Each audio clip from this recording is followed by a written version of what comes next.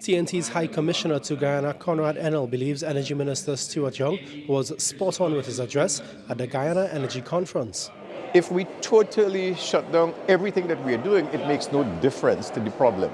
The problem is really the larger countries. On Tuesday, Minister Young told energy stakeholders that developed countries have been putting pressure on CARICOM oil-producing nations about global climate change and its responsibilities. This, he said, was despite the entire Latin America and Caribbean region contributing only 3% to global emissions, and pointed out that developed countries have been forcing CARICOM to lower emissions by implementing a carbon tax on the products coming from the region. Speaking to TTT News at the Guyana conference, Mr. Enill hailed Minister Young for championing the call for oil and gas producing nations in the region to unite. One of the things that we've been arguing for a very long time is the measurement that is used by the global north, global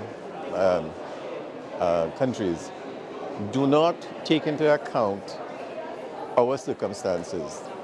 Because when you use the matrix that they use, it appears as though on a gross domestic basis we are polluters. But when you look at our contribution to the global issue, he's correct. We're less than 3%. But he said oil and gas producing countries such as TNT, Guyana and Suriname will continue to have a voice, being global players in the energy industry. Some of the countries have winter and it has summer. You have to heat and you have to cool. All of those activities require energy sources.